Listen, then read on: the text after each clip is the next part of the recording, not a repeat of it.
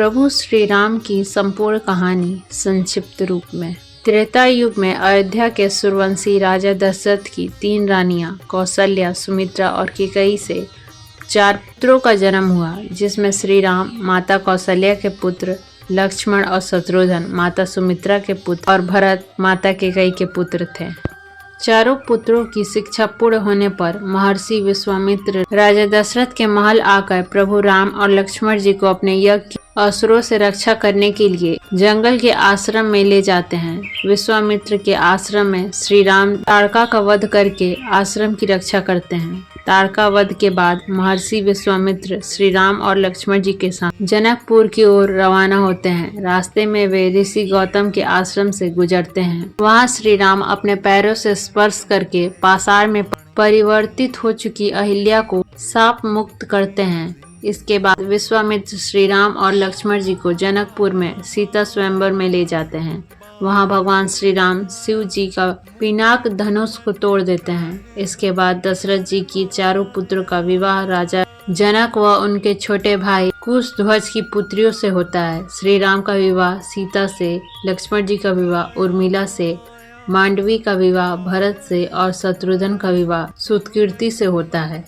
देवासुर संग्राम में राजा दशरथ रानी कैकेयी को 2 वरदान मांगने का वचन देते हैं। श्री राम के राज्याभिषेक की तैयारी के दौरान मंथरा के उकसाने पर रानी कैकेयी श्री राम को 14 वर्ष का वनवास और अपने पुत्र भरत को अयोध्या का राजा बनाने का वरदान मांगती। प्रभु श्री राम अपने पिता दशरथ के वचन को निभाने के लिए अपनी पत्नी सीता और भाई लक्ष्मण के साथ सन्यासियों का वेश धारण करके नियमों के तहत 14 वर्ष के लिए जंगल में चले जाते हैं। प्रभु श्री राम, लक्ष्मण और माता सीता को निषाद राज केवट नाव से गंगा पार कराते हैं। श्री राम पारितोषिक देना चाहते हैं तो केवट कहता है कि जिस तरह मैंने आपको गंगा पार कराया, उसी तरह आप भी मुझे और मेरे परिवार को इस भवसागर से पार करा देना। दंडक वन में रावण की बहन शूर्पणखा सुंदर अप्सरा नयनतारा का रूप धारण कर कुटिया के बाहर बैठे श्री राम से विवाह करने का कहती है। श्री राम के इनकार करने पर वह लक्ष्मण से जिद करती है। फिर वह माता सीता को मारने दौड़ती है। यह देख लक्ष्मण जी उसकी नाक काट देते हैं। अपनी कटी नाक को लेकर शूर्पणखा अपने भाई और दंडक वन के असुर राजा खर और दूषण के पास पहुंचती है। बाद में श्री राम का खर और दूषण से युद्ध होता है, जिसमें दोनों का श्री राम वध कर देते हैं। खर और दूषण का वध का समाचार लेकर शूर्पणखा अपने भाई लंकापति रावण के पास पहुंचकर उन्हें भड़काती है और सीता की सुंदरता की तारीफ करती है। इसी के साथ वह कहती है कि आप वनवासी राम की सुंदर पत्नी का हरण करके ले आइए। इसके बाद रावण अपने मामा मारीच को हिरण बनाकर अपहरण की योजना बनाता है। सीता माता उस सुंदर स्वर्ण हिरण को देखकर उसे लाने की श्री राम से जिद करती हैं। राम जी उस हिरण को लाने के लिए वन में चले जाते हैं। जब हिरण का भेद खुल जाता है तो राम उसका वध कर देते हैं।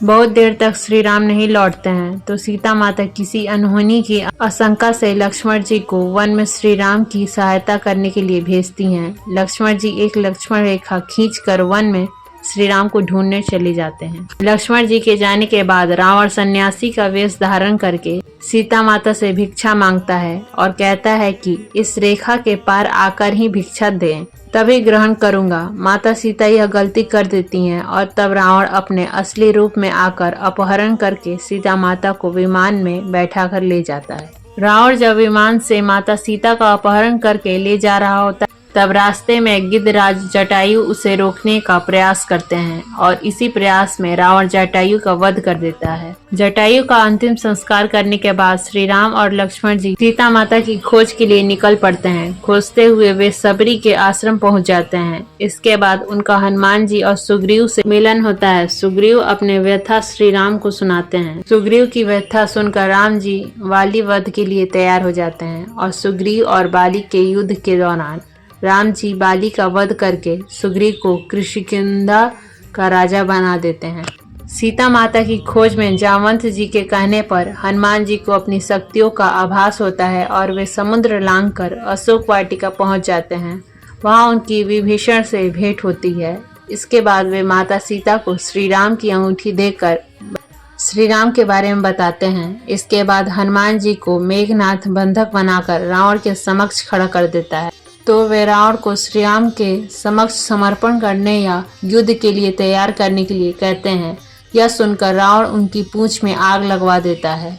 हनुमान जी अपनी जलती हुई पूंछ लेकर लंका को जला देते हैं। लंका दहन के बाद हनुमान जी विभीषण की मुलाकात श्री राम से कराते हैं और तब नल और नील की योजना से समुद्र पर सेतु का निर्माण किया जाने लगता है। अंत में श्री राम बाली पुत्र अंगद को रावण की सभा में भेजकर समर्पण करने और शांति का अंतिम प्रस्ताव का संदेश देते हैं। रावण नहीं मानता है और अंगद अपनी शक्ति का प्रदर्शन करके चेतावनी देकर लौट आते हैं। इसके बाद श्री राम और रावण का युद्ध होता है। तीसरे दिन के युद्ध में श्री राम का कुंभकर्ण से युद्ध होता है और कुंभकर्ण मारा जाता है। कुंभकर्ण और रावण के पुत्रों के मारे जाने के बाद लक्ष्मण मेघनाथ का युद्ध होता है। तब मेघनाथ राम और लक्ष्मण जी को नागपाश में बांध देता है। फिर गरुड़ की सहायता से राम जी और लक्ष्मण जी को नागपाश से मुक्त कराया जाता है। इसके बाद मेघनाथ के प्रहार से लक्ष्मण जी मूर्छित हो जाते हैं। तब हनुमान जी वैद्यराज सुषेण से कहने पर संजीवनी बूटी पहाड़ ले आते हैं। संजीवनी बूटी से लक्ष्मण जी को जब होश आता है तब फिर उनका मेघनाथ के साथ युद्ध होता है और अंत में मेघनाथ का वध कर देते हैं। इसके बाद राम जी और रावण का भयंकर युद्ध होता है। विभीषण के बताने पर श्री राम नाभि में तीर छोड़ते हैं और तब रावण का वध करने के बाद प्रभु श्री राम अपनी पत्नी सीता और भाई लक्ष्मण के साथ पुष्पक विमान में बैठकर अयोध्या लौट आते हैं। अयोध्या में प्रभु श्री राम, लक्ष्मण और माता सीता का भव्य स्वागत होता है और बाद में उनका राज्याभिषेक होता है। राज्याभिषेक में हनुमान जी, सुग्रीव, जामवंत, अंगद सहित वानर सेना के कई लोग शामिल होते हैं।